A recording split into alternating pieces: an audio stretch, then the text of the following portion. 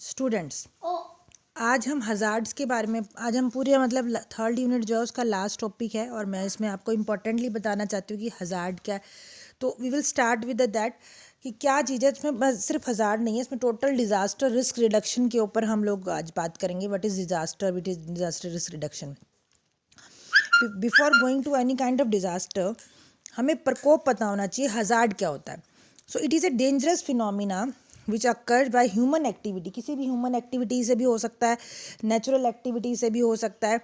And that में cause जिसकी वजह से, जिसके कारण there is a loss of life, injury, कोई प्रॉपर्टी लॉस हो, लाइवलीहुड लॉस हो, सोशल एंड इकोनॉमिक डिसरप्शंस हों या इकोनॉमिकल चेंजेस हो, एनवायरमेंट चेंजेस हों.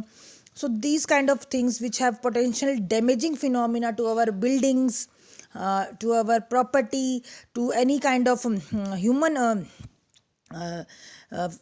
ह्यूमन एक्टिविटी और ह्यूमन रेस को कोई इफेक्ट हो, तो उसको हम हज़ार्ड कहते हैं, प्रकोप कहते हैं. ये नेचुरल भी हो सकता है, ये ह्यूमन इंड्यूस भी हो सकता है. इट कुड बी नेचुरल और ह्यूमन इंड्यूस. अब नीचे जो पिक्चर्स दी गई हैं उनको ध्यान से देखो. टाइफून्स हैं या रेन्स हैं, अर्थक्वेक है, सुनामी है, सीवियर फ्लडिंग है, ये सब के क्या हैं? ये पिक्चरल डायग्रामेटिक रिप्रेजेंटेशन है कि कैसे रेन कोज लैंडस्लाइड्स होंगी, रफ सीज होंगे. तो जैसे वार्निंग होती है ना, अगर आपने कभी रोड साइड पे आप जाते हो तो आपने देखा होगा कि येलो कलर से और इस तरीके से साइंस होते हैं. ये साइन बोर्ड्स हैं एक तरीके के. तो ये सभी के सभी जो डिज़ास्टर्स हैं तो एक तरीके का ये प्रकोप है, हज़ार्ड है, जब तक वो हमें अफेक्ट नहीं करते तब तक. उसके बाद इसको एक्सपोजर कब कहते हैं? जब हमें कोई भी हज़ार्ड हमारे तक आता है, हमारे तक पहुंचता है, वो कितना हमारी डिग्री, कितना उसका रिस्क है हमारी बोर्ड अर्थ पे. अब जैसे मैंने आपको कई बार बताया है कि that we are living in Haryana. Okay, Haryana Rohtak में रहते हैं, तो we are not near to the ocean, near to the any kind of river और any kind of big mountains और एनी काइंड ऑफ लैंडस्केप.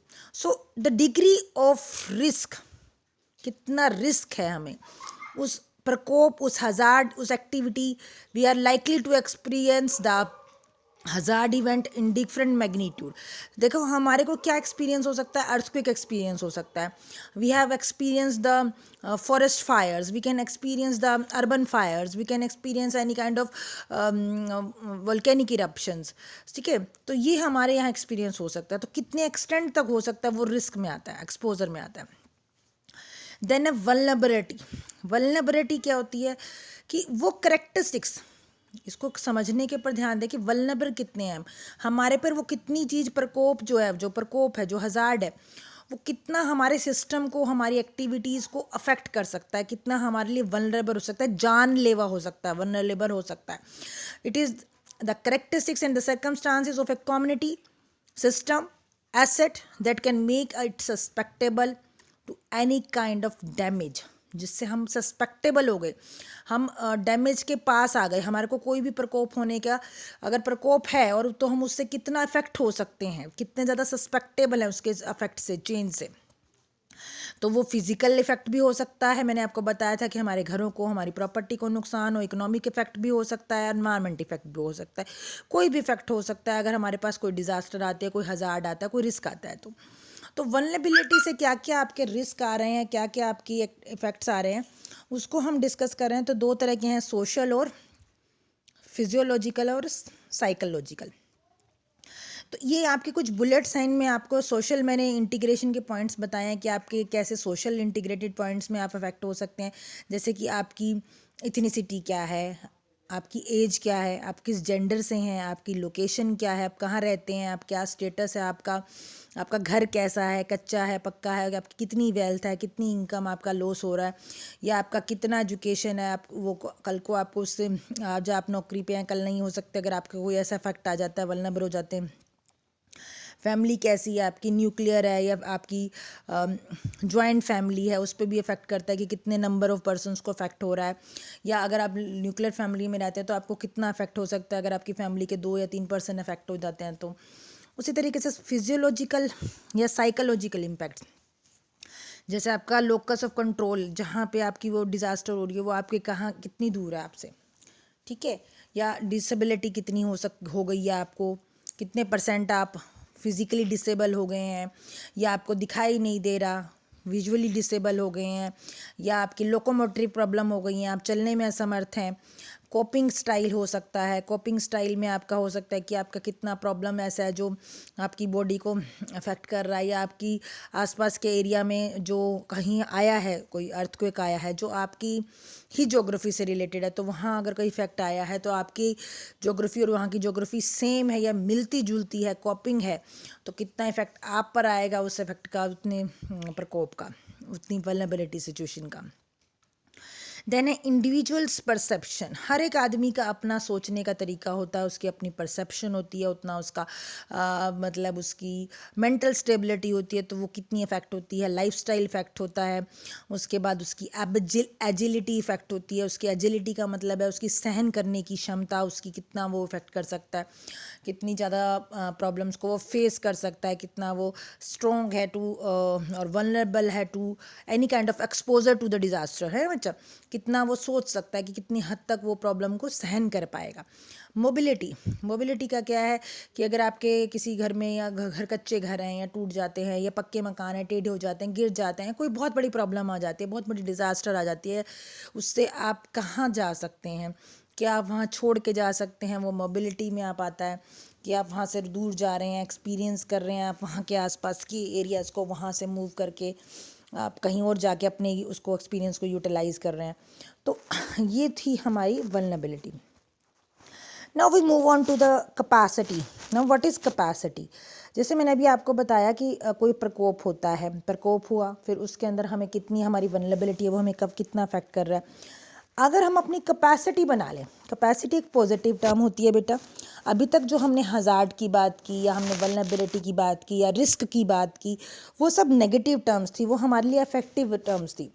अब ये एक ऐसी टर्म है जो हमें स्ट्रेंथन करती है। It is a combination of all things which strengths us, जो हमें सहनशील बनाती हैं, जो हमारे को हिम्मत देती हैं, ताकत देती है। जितने भी रिसोर्सेज अवेलेबल हैं, जो हमारी फैमिली में हों, हमारी सोसाइटी में हों, हमारी कम्युनिटी में हों, हमारे नियर बाय हों, that help us to reduce the risk और level of the risk of the disaster, जिसकी वजह से हम उस रिस्क को क्या कर सकते हैं, बियर कर सकते हैं। उसको हम क्या बोलते हैं, कैपेसिटी। ठीक है, तो रिस्क दिया अगर हमारे पास कोई एनवायरमेंटल हज़ार्ड्स है, कोई भी नेचुरल हज़ार्ड है, कोई भी नेचुरल हमारी इवेंट है, कोई एक्टिविटी है, तो उसमें जो ग्रीन कलर का दिख रहा है आपको, ग्रीन कलर का एक एरो दिख रहा है आपको, वो ग्रीन कलर का एरो क्या शो कर रहा है आपको, कैपेसिटी।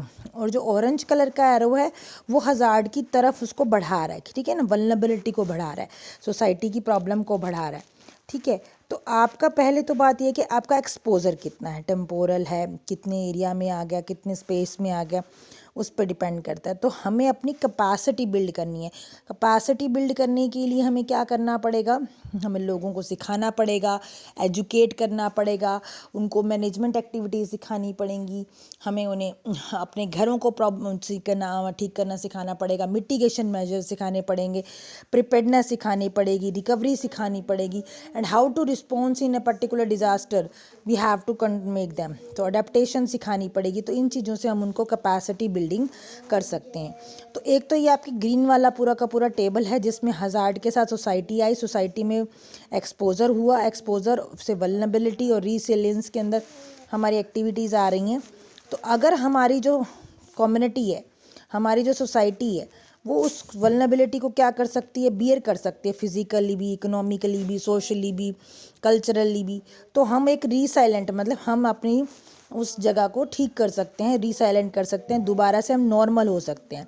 अगर हमारी सोसाइटी वल्नरेबल है तो वो क्या होगी, रिस्क में है, तो हम रिस्क में हैं, तो हमारी सोसाइटी भी रिस्क में है, हमारी इकोनॉमी भी रिस्क में है, हमारी एनवायरनमेंट भी रिस्क में है, हमारी हर चीज़ जो है, हमारी गवर्नमेंट जो है वो रिस्क में है। तो हमारी गवर्नमेंट की भी रिस्क गवर्नेंस है। वो जो पर्पल कलर से आपका एरो दिख रहा है वो ऊपर जा रहा है, उसमें आपको क्या दिखाई दे रहा है, पर्पल कलर से जो आ रहा है कि रिस्क गवर्नेंस है, उसमें ऑर्गेनाइजेशन है, प्लानिंग है, इम्प्लीमेंटेशन है। तो वो कैसे प्लानिंग करती है, क्या क्या एक्टिविटीज़ करती हैं, कि कोई अगर प्रॉब्लम आ रही है, कोई वल्नरेबल एरिया है, कोई स्टेट है, कोई ऐसी कंट्री है, तो उस कंट्री में कैसे वो रिस्क मैनेजमेंट करें, रिस्क रिडक्शन करें। तो ये जो चैप्टर का पार्ट है, ये रिस्क रिडक्शन का पार्ट है, ये रिस्क मैनेजमेंट का पार्ट है।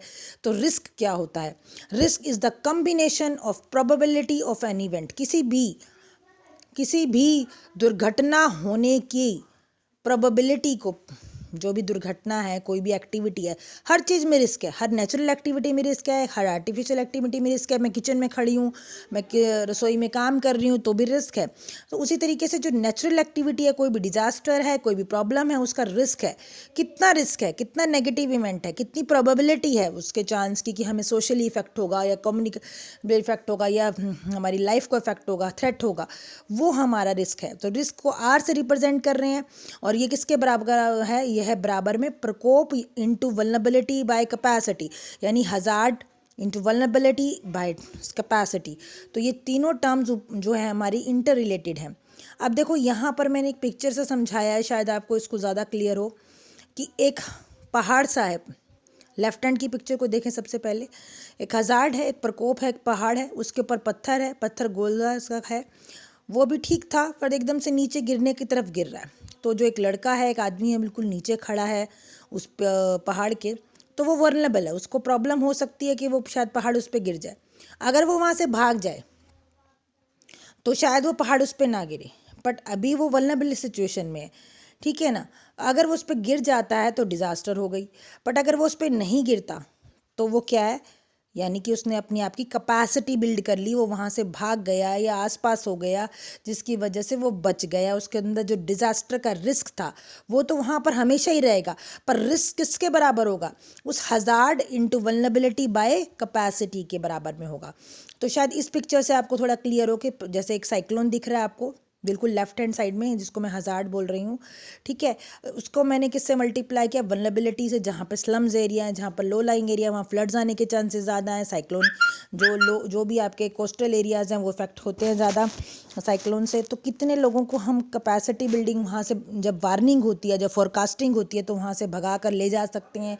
सोशल एरियाज़ से हम उनको सेफ़ एरियाज़ में ले जा सकते हैं। तो वो हमारे डिज़ास्टर रिस्क के बराबर में आता है कि उसका रिस्क को हम कितना कंट्रोल कर रहे हैं।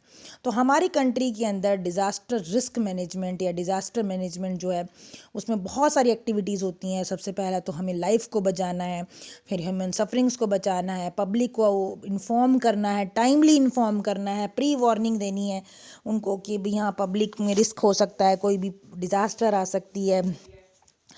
देन फिर हमें क्या करना है? मिनिमाइज़ करना है डैमेज को, प्रॉपर्टी के डैमेज को या इकोनॉमिक लॉसेस को, जो हमारी सड़कें हैं, हमारे घर हैं, बिल्डिंग्स हैं। और अगर कभी कोई डिज़ास्टर आ ही जाती है, पत्थर गिर ही गया, तो उसमें कैसे रिकवरी करें, उस रिकवरी की प्रोसेस को स्पीडन अप करना, उसको तेज़ करना, तीव्र गति से करना, ही हमारा क्या है? Disaster management. तो अब जो ये टॉपिक है उसके अंदर क्या है? डिज़ास्टर रिस्क रिडक्शन, जो हर एक country, United Nations, India, everybody in the earth is thinking कि हम किस तरीके से उस रिस्क को, जो हमेशा बना हुआ है हमारी अर्थ में, जब से हम जीवित हैं तब से कोई ना कोई प्रकोप का, कोई ना कोई डिज़ास्टर का रिस्क हमारे साथ रहता है, उस रिस्क को कैसे रिड्यूस करें। तो उसकी एक डेफिनेशन है, ये आपको एज सच लर्न करनी है। इसको मैं आपको कोई वो नहीं है, क्योंकि ये यूनाइटेड नेशंस ने international strategy for disaster risk reduction में दी थी, that actions taken to reduce the risk of disaster and the adverse impacts of natural hazards through systematic efforts to analyze and manage the causes of disasters, including the avoidance of hazards, reduce the social economic vulnerability to hazards, and improve preparedness for their adverse events. कि उसकी पहले ही इस तरह, उसके पहले ही इसके कि कोई इवेंट्स के, उस प्रकोप के कोई हमारे पास एडवर्सिटी आए, उसके लिए पहले से ही तैयार रहना और उसकी प्रॉब्लम को समझना ही हमारा क्या है? एक वो एक्शन लेना, वो हमारे लिए बहुत ज़रूरी है। The conceptual framework that are considered for the possibility to minimize the vulnerabilities and the disaster risk through the society to avoid the impacts of hazards within the broad context of sustainable development. So these are given by the UNO office. Now what are the steps to implement this DRR strategy? Number one, it is to ensure the DRR at the national, local or the institutional level. Then identify. Second step is to identify the access, the monitor the disaster risk. Third step is to use the knowledge, जो हमारी knowledge है, जो हमारी innovation है, जो हमारी education है, उसको बेस्ट हमने क्या करना है? यूटिलाइज करना for the safety and resilience at the all levels. Then reduce the underlining risk factors, जो जो और रिस्क फैक्टर्स हैं उसको रिड्यूस करना, मिनिमाइज करना. Then strengthen the disaster preparedness. This is the most important step कि हम जो भी हमारा डिज़ास्टर रिस्क है उसकी जो पहले से ही प्रिपेयर करना, अपने आप को हर लेवल पे प्रिपेयर करना बहुत ज़रूरी है. तो 4 कंपोनेंट्स हैं. What are these 4 components? Mitigation, preparedness, response and recovery. Mitigation before any kind of event, preparedness before, response and recovery are post. Then mitigation measures क्या हैं? Mitigation measures are the effort to loss और lessen the effect of the disasters. It is a permanent process. ये permanent reduction है किसी भी disaster risk की. And mitigation lessens are decreasing the severity. वो decrease कर सकते हैं उसकी सिवियरिटी को, उसके लॉन्ग टर्म इफ़ेक्ट्स को, पीपल की प्रॉपर्टी के इफ़ेक्ट्स को मिनिमाइज़ करके उसके असिस्टेंस को ले सकते हैं. तो हमें ये क्या करना है? मिनिमाइज़ करने हैं और इनको यूटिलाइज़ करना है ताकि हम ज़्यादा से ज़्यादा इसके हार्मफुल इफ़ेक्ट को मिनिमाइज़ कर सकें. तो टाइप्स ऑफ मिटिगेशन में क्या आएगा? Primary mitigation, secondary mitigation. Primary mitigation में क्या आएगा कि जैसे हमने कोई रेजिस्टेंस ले लिया हज़ार्ड का, उसको दूर करना है. सेकेंडरी मिटिगेशन में क्या आएगा? जैसे कि आपको हज़ार्ड के लिए पहले से ही तैयार रहना है. कोई भी जैसे अर्थक्वेक के लिए तैयार रहे, बिल्डिंग्स पहले से आपने बिल्डिंग बनवा रहे हो, ऐसी बिल्डिंग बनवाओ जो पहले से अर्थक्वेक को रेजिस्टेंट है, तो आपको थोड़ा सा उसमें कोई दिक्कत नहीं आएगी. पहले से ही आपने तैयारी कर रखी है, आपकी बिल्डिंग को कोई प्रॉब्लम, कम से कम नुकसान होगा. देन और क्या अप्रोचेज़ हो सकती हैं, और क्या डिज़ास्टर क्या हो सकती हैं? जैसे कि पहला ही स्टेप है जो मान के चलते हैं कि पहले तो हमें रिस्क का पता होना चाहिए कि रिस्क आइडेंटिफिकेशन. अब आप क्या करें, मैंने अभी आपको बताया कि हर प्रोसेस में, चाहे वो नेचुरल है चाहे वो हमारी मैन मेड एक्टिविटी है, अगर हमें रिस्क पता ही नहीं है, रिस्क इन्वॉल्व है but we don't identify the risk, what is the risk behind that. तो first step is to identify the areas which are risk to hazard, जिसकी वजह से वो हज़ार्ड या प्रकोप आ सकता है, उसको पहले हमें आइडेंटिफाई करना है.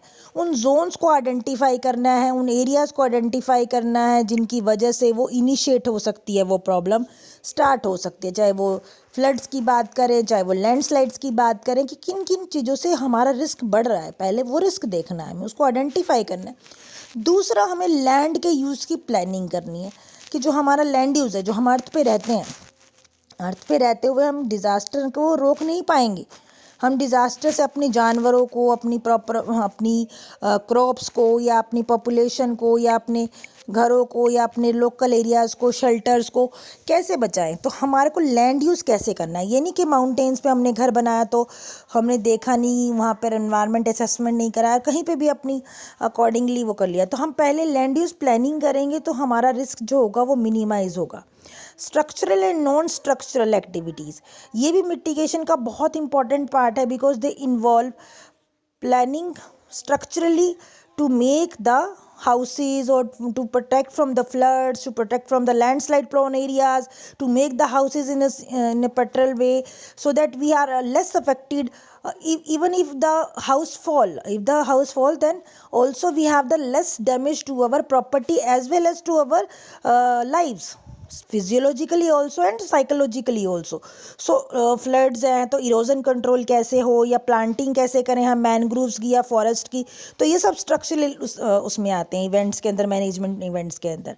And when we are talking about the non-material measures or the non-structural measures, then we talk about the land use restrictions and the flood restriction areas, कि कैसे वो कुछ ऐसी एक्टिविटीज़ करें जिनके थ्रू हम उन एरियाज़ में अपने घर बना सकें या प्रॉपर्टी को बना सकें जहाँ पर फ्लड का रिस्क ही बहुत कम है, तो हमें कुछ करना ही नहीं पड़ेगा, मटेरियल यूज़ नहीं करना पड़ेगा ज़्यादा.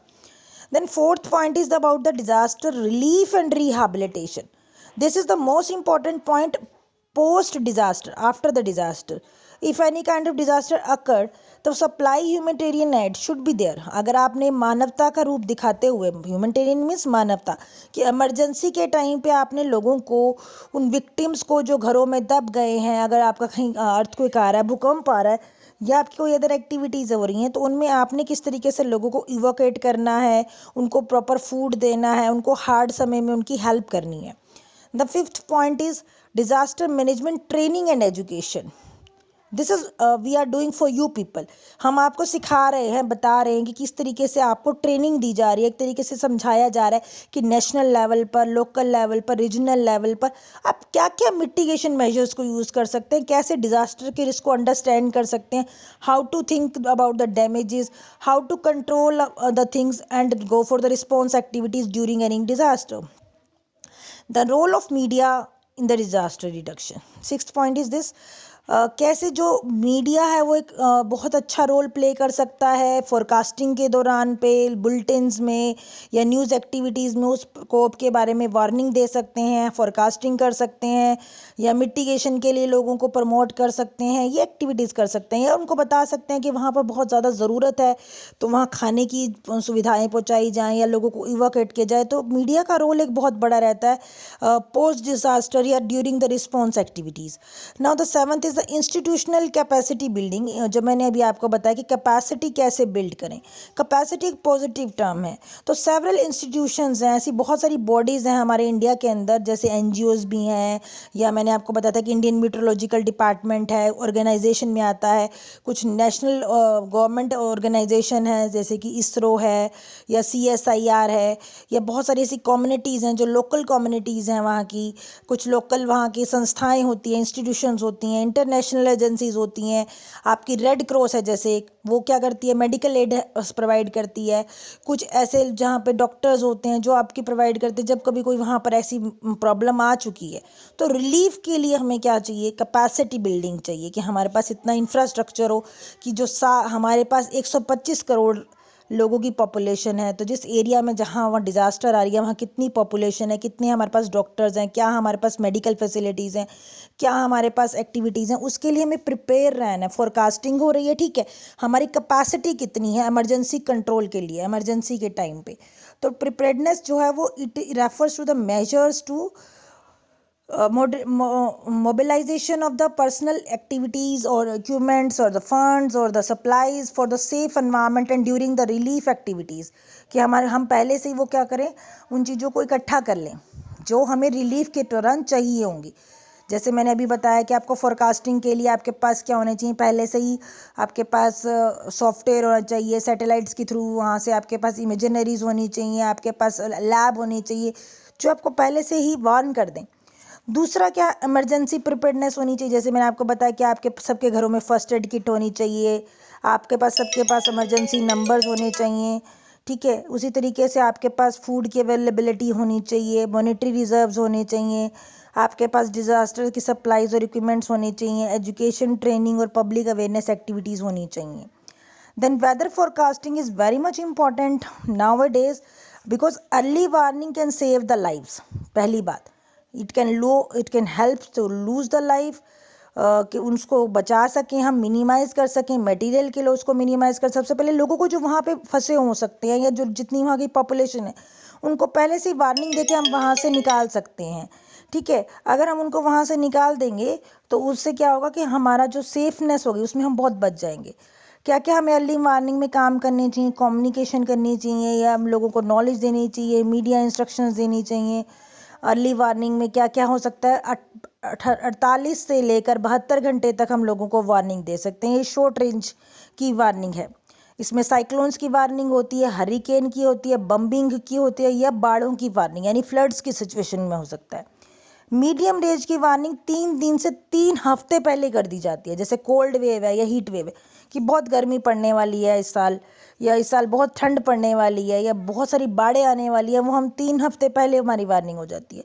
और लॉन्ग रेंज की वार्निंग जो होती है वो एक सीज़न पहले ही हो जाती है, ला इनिनो या एल नीनो में। फिर अर्ली वेदर सिचुएशन में हम क्या कर सकते हैं, एविएशन को हम बंद कर सकते हैं, जैसे हमारे एरोप्लेन्स चलते हैं तो वो ट्रांसपोर्टेशन हम बंद कर सकते हैं। शिपिंग यानी कि जो शिप्स होती हैं लोकल, जहाँ जहाँ पर शिप्स चलती हैं उनको बंद कर सकते हैं। लोकल एरिया में जो भी अदर एक्टिविटीज़ होती हैं उनको बंद कर सकते हैं। एग्रीकल्चर बेस्ड एक्टिविटीज़ को भी मना किया जा सकता है। तो ये एक्टिविटीज़ हमारी साथ साथ चलती हैं। प्रिपेयर्डनेस के भी बहुत सारे लेवल्स हैं। फैमिली लेवल पे क्या क्या हम प्रिपेयर करें एक्टिविटीज़, कम्युनिटी लेवल पे क्या क्या एक्टिविटीज़ करें, जैसे आपके घरों में जो जवान बच्चे हैं या बड़े लोग हैं वो वॉलंटरी एक्टिविटीज़ कर सकते हैं, वो प्रोटेस्ट कर सकते हैं, वो अवेयरनेस बिल्डिंग कर सकते हैं, वो फंड पैसा इकट्ठा कर सकते हैं किसी जैसे खाने के लिए, पानी की बोतलें, किसी छोटे छोटे कामों में वो एक्टिविटीज़ में इंडल्ज हो सकते हैं। नेशनल लेवल पर फंडिंग हो सकती है, इंटरनेशनल लेवल पर कॉन्फ्रेंसेस हैं, सेमिनार्स हैं, एक्सचेंज ऑफ टेक्नोलॉजी है या नॉलेज हो सकता है। देन रिस्पॉन्स एक्टिविटीज़ क्या क्या हैं? रिस्पॉन्स एक्टिविटीज़ में हमारी मोबिलाइजेशन, असेसमेंट, रिक्वायरमेंट, रेस्क्यू, वहाँ पर रेस्क्यू करना, इवोकेट करना, लोगों को बाहर निकालना, ठीक है। इसके अलावा इमरजेंसी असिस्टेंस करना कि किस तरीके से उनको दूध की या बाकी हेल्प मिल सके, शेल्टर की हेल्प मिल सके। रिकवरी को ही हम डिज़ास्टर डीआर का नाम देते हैं। इसके अंदर डीआर के अंदर आपके अंदर रिहेबिलिटेशन आता है, लोगों को दूसरे स्थानों पे पहुंचाना, ठीक है, उनकी रीफंडिंग करना, उनको फाइनेंशियल रीबिल्डिंग करना, उनकी जो रोड्स को रिपेयर करना, ब्रिज को रिपेयर करना, वाटर सिस्टम को रिपेयर करना, साइकोलॉजिकल काउंसलिंग करना, लॉन्ग टर्म असिस्टेंस करना। ये हमारे ह्यूमन एक्टिविटीज़ के लिए है। जैसे घर टूट गया तो एशिया पैसिफिक में हम क्या क्या एक्टिविटीज़ करेंगे। एक थाईलैंड और कंबोडिया में आया था फ्लड और फिलीपींस सिचुएशन में, तो उसमें हमने किया था। ऐसे बहुत सारे एरियाज़ हैं जहाँ एशिया के अंदर, पैसिफिक रीजन के अंदर जो डिज़ास्टर प्रोन एरिया हैं। तो ग्रेटेस्ट नंबर ऑफ डिज़ास्टर जो हैं 45% of all the reported disasters between 1980 से 2009 के बीच में आई हैं। और ग्रेटेस्ट नंबर जो लोग इफ़ेक्ट हुए हैं वो भी हमारे इसी दौरान में हुए हैं। तो उनको हम कैसे बचा सकते थे, क्या कर सकते थे? तो इसके अंदर क्या है कि सबसे पहला तो हमारी इकोनॉमिक ग्रोथ इफ़ेक्ट होती है। दूसरा, अगर इकोनॉमिक ग्रोथ कम बढ़ेगी तभी तो हमारा डिज़ास्टर कंट्रोल होगा ना। अगर हमारे पास पैसा होगा, फंडिंग होगी, तभी तो हम लोगों को बचा सकेंगे ना। But it will increase the management capacities. So increase in the capacity not keeping the pace with the increase in the risk. Shift to the region entities assertion of the international national disaster management capacity is the things. तो ये एक आपका main वो है कि United nation ने एक resolution बनाया था 46 ऑफ 182। इसको बोलते हैं strengthening of coordination of humanitarian emergency assistant of UN. ये आपका एक पूरा टॉपिक दिया हुआ है आपके सिलेबस में, अगर आप देखते होगे तो strengthening of coordination of the humanitarian agencies. तो humanitarian assistance should be provided with the consent of affected country and in the principle of the basis of appeal of the affected country, कि वहाँ के लोगों की appeal पे किया जाता है। यूनाइटेड नेशन वहाँ पर क्या करती है, लोगों को रिलीफ असिस्टेंस देती है, उनको पैसे देती है, उनके लिए बच्चों के लिए किताबें देती है या फूड प्रोवाइड करती है। तो ऐसे ही उन्होंने थाईलैंड में, कंबोडिया में जो फ्लड्स आई थी 2011 के अंदर असिस्टेंस प्रोवाइड की थी। और वहाँ पर थाई गवर्नमेंट ने कहा कि उनको वो असिस्टेंस को वेलकम करते हैं, but many agency do not work that way. कई ऐसे एजेंसीज थे उन्होंने नहीं किया, तो इस तरीके से उनके सारे घर ख़त्म हो गए थे, तो घर बनाए गए थे। फिलीपींस में स्ट्रॉम आया था, उसका नाम था वाशी, टाइफून भूपा। तो यहाँ पर भी इंटरनेशनल असिस्टेंस दी गई थी, पैसे दिए गए थे, एक्टिवेशन की गई थी। फिर उसके बाद disaster management capacity in Asia आजकल बहुत ज़्यादा है, हेल्प बहुत कर रहे हैं लोग एक दूसरे को ह्यूमैनिटेरियन ग्राउंड्स पे किसी ना किसी तरीके से। कभी कोई एक्टर है, कोई एक्टिविटीज़ हैं, यही लोग जाते हैं वहाँ पर, लोगों को टूल किट्स देते हैं, पैसे देते हैं या लीडरशिप में हेल्प करते हैं। पैराग्लाइडिंग शिफ्ट, जैसे अभी आपने मैं एक छोटा सा एग्जांपल दे रही हूँ, कोरोना का ही आपने देखा होगा। कोरोना में आपको पता है कि प्रधानमंत्री मोदी ने बहुत सारे नेशंस को जो गरीब हैं, जैसे ब्राज़ील है, कई कंट्रीज़ को कोरोना वैक्सीन जो है वो पहुँचाई है। तो एक तरीके से ये ह्यूमैनिटेरियन ग्राउंड पे है कि आपके पास अपनी कंट्री के लिए नहीं हो चाहे, पर आप दूसरे के लिए हेल्प कर रहे हो, या आपके पास अगर कुछ है ऐसी एजेंसी जहाँ पर आप बना सकते हो वैक्सीन, जैसे कोवैक्सीन प्रोवाइड की गई।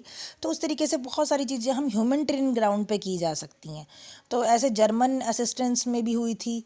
और 3 इंटर रिलेटेड अप्रोचेज़ हैं। एक तरीके का मतलब कुछ पॉलिटिकल भी होता है, कुछ सोशल भी होता है इनमें। जो हमारा पैराग्राफ रहता है ह्यूमैनिटेरियन असिस्टेंस का, तो इसमें looking forward toward the anticipatory human assistance focus on the preparedness, कि आज आप किसी की हेल्प कर रहे हो तो वो भी एंटीसिपेट होकर आपकी कल को हेल्प करेगा, और आप भी क्या करोगे, फोकस ऑन प्रिपेयर्डनेस, आप भी पहले से ही क्या रहोगे, तत्पर रहोगे, तैयार रहोगे कि अगर आपके देश में ऐसी कोई प्रॉब्लम आती है तो आपने वहाँ कैसे उसको ठीक करना है, मिनिमाइज़ करना है, उस प्रॉब्लम को कैसे रिड्यूस करना है। ठीक है, तो फेडरल और फॉरेन ऑफिसेज होते हैं जो क्लाइमेट चेंज एक्शन प्लान या फोरकास्ट बेस्ड फाइनेंसिंग मैकेनिज्म में रखते हैं, जो लोग पहले से ही फोरकास्टिंग के थ्रू पैसा इकट्ठा कर लेते हैं। जैसे कहीं फोरकास्टिंग हो गई कि भाई आपके देश में आज 2022 में बहुत बाढ़ें आने वाली हैं, ये फोरकास्टिंग हो गई। ठीक है, तो अब आपने क्या करना है, फाइनेंसिंग इकट्ठी करनी शुरू कर देनी है, फोरकास्ट बेस्ड फाइनेंसिंग। मतलब अभी आपको फोरकास्टिंग हुई तो आपकी जो मार्केट है वो गिरने लग जाती है, अगर आपने देखा हो, क्योंकि लोग पैसा निकाल लेते हैं मार्केट से।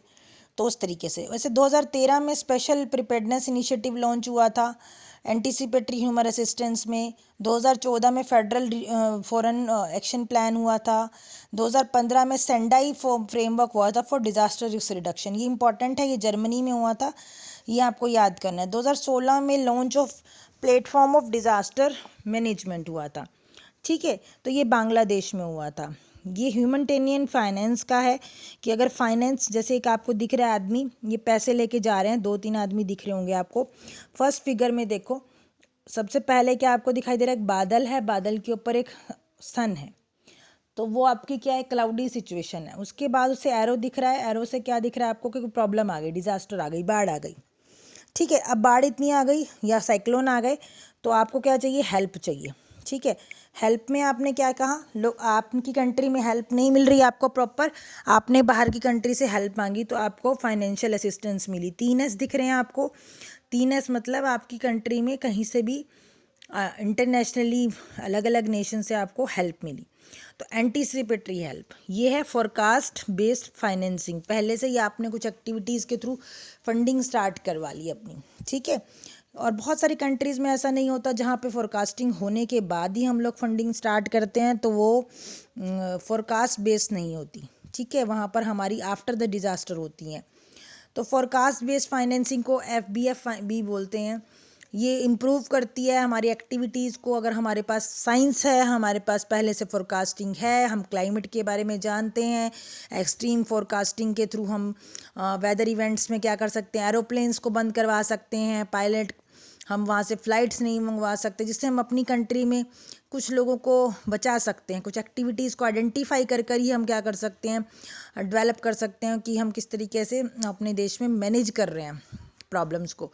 तो कुछ पायलट कंट्रीज़ हैं, जैसे पेरू है, डोमिनिकन रिपब्लिक है, हाथी है, बांग्लादेश है, नेपाल है, फिलीपींस है, इनमें ये चलती है forecast based financing. Then Sendai framework है। सेंडाई फ्रेमवर्क में क्या है, enhancing disaster preparedness for effective response and need to build back better. Build back better, ये जो हमारे 3B हैं, ये किस लिए हैं, कि रिकवरी हो जाए, रिहेबिलिटेशन हो जाए, रिकंस्ट्रक्शन हो जाए। बिल्ड कर रहे हैं हम दोबारा से, यानी कि रिकवरी कर रहे हैं, और रिहेबिलिटेशन कर रहे हैं ताकि अपने बेटरमेंट को हम फ्यूचर में यूज़ कर सकें। तो ये डिजास्टर रिस्क को डिक्रीज़ करती है, उसके रिस्क को डिक्रीज़ करने के लिए हम कर रहे हैं एक्टिविटीज़, कि जो एक्सपोजर हमारे को हो गया है उसमें हमारे को इतनी हेल्प मिले कि हम उस एंटीसिपेटरी एक्टिविटीज़ के थ्रू पहले से ही हम अपने हर लेवल के ऊपर, चाहे वो नेशनल लेवल है, चाहे लोकल लेवल है, कोई भी हज़ार्ड है, कोई भी प्रकोप हमारे तक आया है, वो फोरकास्टिंग के थ्रू, अर्ली वार्निंग के थ्रू, कम्युनिटीज़ की हेल्प के थ्रू, सोशल स्ट्रेटजीज़ के थ्रू हम वहाँ पर क्या करें, उसको मिनिमाइज़ करके अपने को रीबिल्ड कर सकें। देन UN रेजोल्यूशन 2017 में डिज़ास्टर को कम करने के लिए, DRR के लिए 2017 के अंदर एक बहुत बड़ा फ्रेमवर्क बनाया गया था, रेजोल्यूशन लिया गया था। आप लेते हो ना, न्यू ईयर रेजोल्यूशन लेते हो आप लोगों को, what is a resolution? Resolution एक तरीके की हमारी एफर्मेशंस होती हैं, हमारी इस तरह की हमारी नीडफुल एक्टिविटीज़ होती हैं जिनके थ्रू हम क्या करते हैं, कोई भी हमारी हज़ार्ड है उसको हम मिनिमाइज़ करने के लिए, क्लाइमेट इवेंट्स को मिनिमाइज़ करने के लिए एक्टिविटीज़ करते हैं। एक मैनर के अंदर हम एक्टिविटीज़ करते हैं in the regard to reduce the risk, तो फोरकास्ट बेस्ड फाइनेंसिंग भी हम इसीलिए कर रहे हैं कि हमारे रिस्क को रिड्यूस कर सकें। फोरकास्टिंग है, अर्ली वार्निंग है, या हमारे देश में जो क्या कहते हैं रीबिल्डिंग कर रहे हैं। आपने देखा होगा, मैंने आपको ये बताया था कि हमारे एक डिज़ास्टर रिलीफ फंड की टीम्स होती हैं। वो टीम्स क्या करती हैं, कभी भी कोई डिज़ास्टर आ जाती है तो वहाँ पर लोगों को वो बचाने के लिए पहुँच जाती हैं, इनकरेज करते हैं वहाँ पर। तो उसके लिए भी तो हमें फाइनेंसिंग चाहिए ना, कि अगर 20 आदमी कहीं पे भेज रहे हैं तो 20 आदमियों को भेजने के लिए ट्रांसपोर्ट चाहिए, उनको खाने के लिए चाहिए, या उनकी इंश्योरेंस चाहिए, या उनके लिए भी कोई एक्टिविटी चाहिए कि कल को वो ही ना कहीं बच के आए। तो वो भी सब हमारे क्या है, यूएन उसके लिए पैसे देता है, कहीं ना कहीं से हमारे पास कम्युनिटीज़ के थ्रू पैसे आते हैं। तो अंटिल 2019 सेकेंड फेज़ में कुछ पायलट कम्युनिटीज़ थी, उन पायलट कम्युनिटीज़ ने क्या किया, फंडिंग को स्टार्ट कराया। 2018 के अंदर शुरू हुई थी ये, अभी तक ये अप्रोच कई जगह पहुंच चुकी है और अभी बहुत जगह पहुंच रही है। तो इसमें देखो, पहला स्टेप है प्रिपेयर्डनेस का। प्रिपेयर्डनेस में आपने देखना है कि भाई आपका क्लाइमेट कैसा है, आपकी आसपास की वेदर ज्योग्राफी कैसी है। फिर अगर फोरकास्ट आ गया है कि साइक्लोन आना है या बाढ़ आनी है या ट्रिगर हो गया कि भाई अब तो प्रॉब्लम आनी है, तो आपने अर्ली एक्शन लेना शुरू कर देना है। जैसे कि जो कोस्टल एरियाज़ है, नदियों के पास के इलाके हैं जहाँ पर बाढ़ का पानी इकट्ठा हो सकता है, जहाँ साइक्लोन एक्टिविटीज़ हो सकती हैं, तो वहाँ लोगों को इवोकेट करें, उनको पहले वार्निंग दे दें कि वो अपनी बोट्स नहीं लेके जाएं, या आसपास के एरिया में जो भी उनका सीवेज सिस्टम है वो ठीक कराएं, या ऊपर के घरों में रहने लगे। वो एक्टिविटीज़ हमें पहले करनी है, अर्ली एक्शन करना है, प्रिपेयर रहना है। फिर हमें रिस्पॉन्स और रिकवरी के लिए हमारे पास एनडीआरएफ की टीमें होनी चाहिए, बोट्स होनी चाहिए, खाना होना चाहिए, फर्स्ट एड होनी चाहिए, ताकि हम फाइनेंस फोरकास्ट बेस्ड फाइनेंसिंग कर सकें। ठीक है, इसमें मनी को भी यूज़ करेंगे, फूड को भी, हेल्थ एक्सपीरियंस को भी, फूड को भी, एनिमल को भी, फॉडर को भी, इन सब चीज़ों को यूज़ करेंगे। तो फोरकास्ट बेस्ड फाइनेंसिंग और अर्ली में क्या है हमारा, पहले रिस्क नॉलेज। ठीक है, रिस्क नॉलेज में हमारे पास क्या क्या आएगा, देखो इसमें फ्लड और साइक्लोन के एग्जांपल ले रहे हैं हम। ठीक है, तो रिस्क नॉलेज में आपका हज़ार्ड है, इस तरीके से हज़ार्ड का सिंबल होता है जो आपको दिख रहा है, इस तरीके से नीचे ऊपर की तरफ एरो बन रहा है, जैसे 6 और 9 को मिला दिया हो। ये एलिमेंट्स एट रिस्क हैं। कौन कौन से एलिमेंट्स एट रिस्क हैं, ह्यूमन बींग्स हैं, कैटल्स हैं, घर है, ये इनको खतरा है, ये रिस्क में है। फिर है वल्नरेबिलिटीज़, कहाँ क्या हो सकता है, हमारा घर गिर सकता है, बाढ़ में पानी आ सकता है, अगर हमने फ्लड्स लिए या साइक्लोन लिए। तो इसमें कुछ थ्रेशोल्ड लेवल हैं, देखो 3 लेवल दिख रहे हैं नीचे, येलो है, ऑरेंज और रेड है। तो 3 लेवल में कौन से लेवल का हमारी प्रॉब्लम है। दूसरा है मॉनिटरिंग और फोरकास्टिंग लेवल या वार्निंग लेवल। इसमें आपको साइक्लोन दिख रहा है, तो साइक्लोन में इस तरीके की सिंबल होता है साइक्लोन का ट्रैक करने का। इसमें पानी का लेवल कितना होगा, ये इस तरीके से हम मेजर करेंगे, और वार्निंग का एक्शन और डिसीजन हमें उसी टाइम पे लेना होगा। तीसरा है हमारा डिसएमिनेशन एंड कम्युनिकेशन, जैसे रेडियो से या इंटरनेट से या टीवी से या लोकल से, या आपके पास सबके पास आजकल टेलीफोन्स हैं, मोबाइल्स हैं, अगर कभी अर्थक्वेक आता है तो सेकंड्स में वार्निंग आ जाती है अर्थक्वेक आके, या हाउस होल्ड वार्निंग है, या जो आपके लाउड स्पीकर्स के वार्निंग के थ्रू भी हम वार्निंग कर सकते हैं। देन SOPs हैं, प्रिपेयर्डनेस एक्शंस की SOPs हैं, कैश डिस्ट्रीब्यूशन है या इवोकेशन है या गुड्स डिस्ट्रीब्यूशन है, वो कैसे करें, लोगों को खाना पहुंचाना है, अनाज पहुंचाना है, कंबल पहुंचाने, चीज़ पहुंचानी है, तो कितना पैसा चाहिए, मनी चाहिए for health, food and animal food, this is important. Then international response क्या क्या हो सकते हैं, उसमें उन्होंने United Nation international community for disaster risk बनाई है, इंटीग्रेटेड डिज़ास्टर रिस्क बनाई है, जिसमें sustainable development and policies and planning होती है, उनके डेवलप करते हैं, स्ट्रेंथ करते हैं मैकेनिज़म्स को, जिनके थ्रू हम अदर एक्टिविटीज़ के थ्रू रिसेलेंस कर सकते हैं, ठीक कर सकते हैं। थर्ड पॉइंट है बेटा इसमें कि किस तरीके से उस प्रकोप के रिस्क को रिड्यूस कर सकते हैं, कौन सी अप्रोचेस के थ्रू हम एमरजेंसी प्रिपेयर हम we can prepare our self for the response, recovery and other programs. फिर इंटरनेशनल रिस्पॉन्स, ये इंपॉर्टेंट है, आपको ये पॉइंट्स को जस्ट याद करना है, you have to just memorize कि कहाँ कहाँ पर क्या क्या हुआ था। तो 10 साल का डिकेड बनाया गया। डिकेड क्या होता है बेटा, 10 साल का एक ग्रुप को बोलते हैं।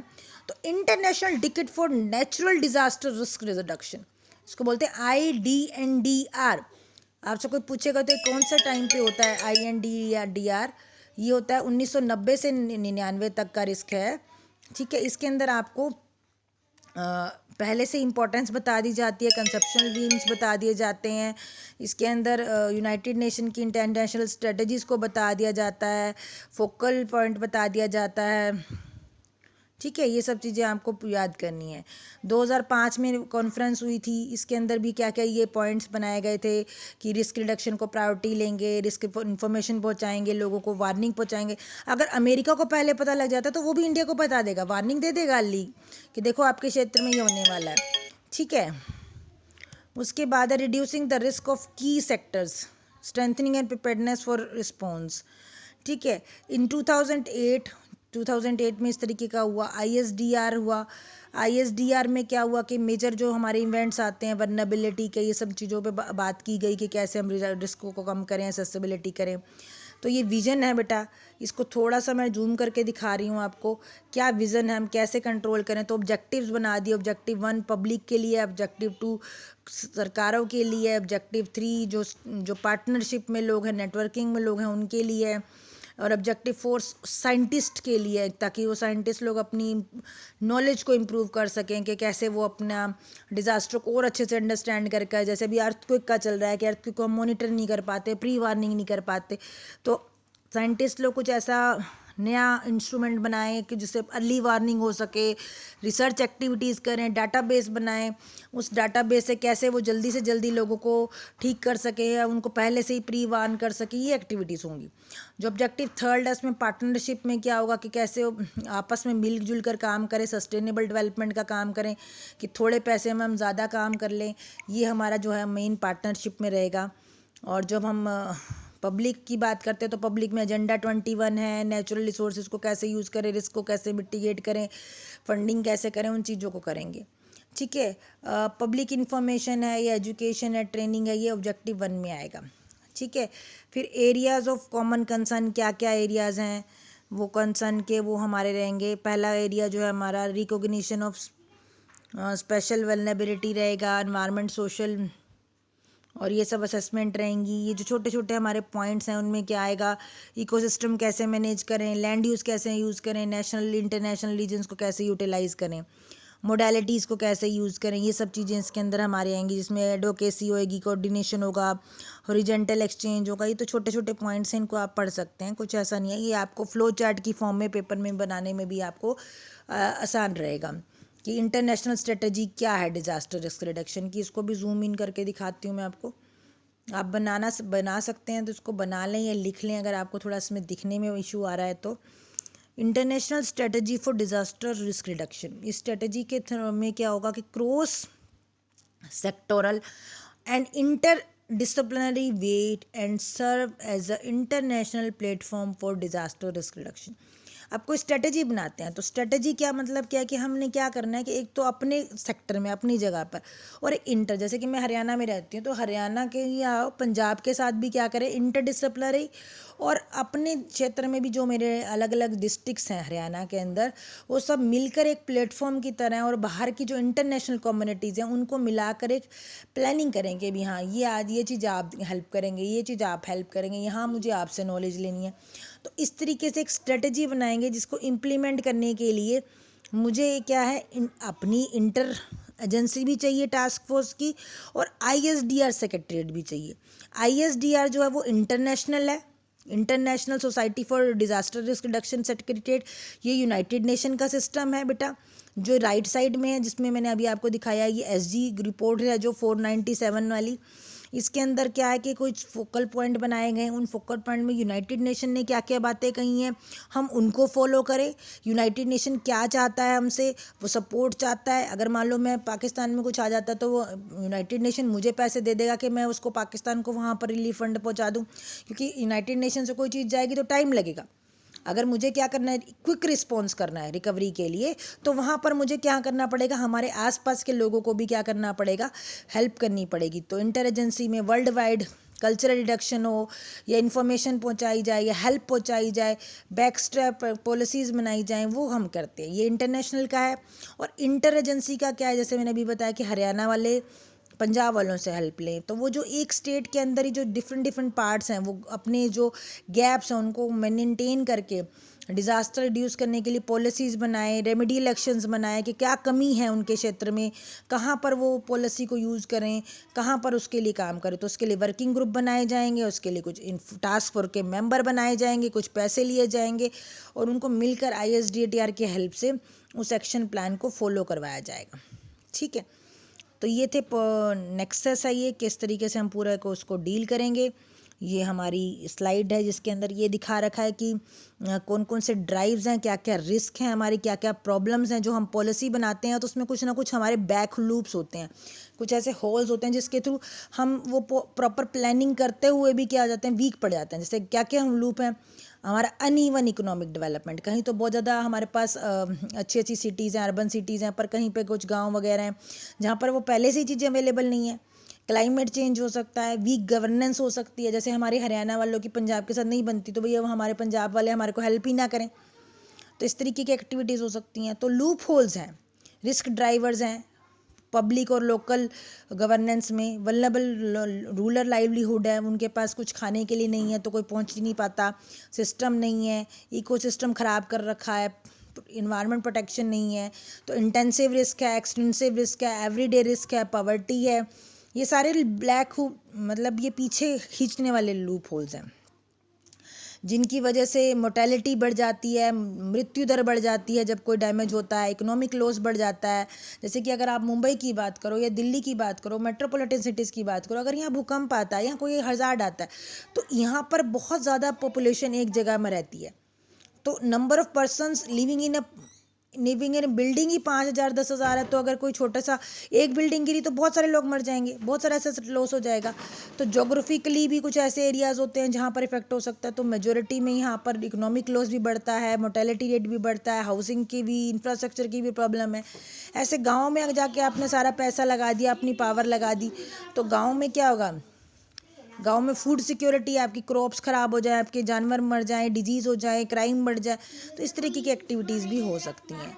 ठीक है, तो इस तरीके से हमारा नेचर ऑफ सिटीज़ को हमें वेल लेबल्ड करना है, क्या क्या हमें करना चाहिए था, क्या नहीं करना चाहिए था, हमें सबक लेना होता है।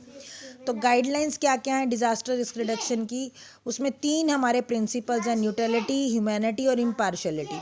एक तो हमें न्यूट्रल रहना है, ये नहीं सोचना कि कोई कंट्री हमारे लिए बहुत इंपॉर्टेंट है, कोई हमारा बहुत ख़ास है और कोई हमारा बिल्कुल ख़ास नहीं है। दूसरा, हमें मानवता को नहीं छोड़ना। मानवता क्या है हमारी, बहुत इंपॉर्टेंट पॉइंट है मानवता का। तीसरा है इम्पार्शियलिटी का। इम्पार्शियल मतलब किसी के लिए पार्शियल नहीं होना, किसी के लिए दो नहीं होना, तो ये हमारा बहुत बड़ा पार्ट है। उसके बाद लास्ट, और ये उसके बाद मैं आपका ये फिनिश करूँगी, दैट होलिस्टिक और स्ट्रेटेजिक अप्रोच क्या होनी चाहिए।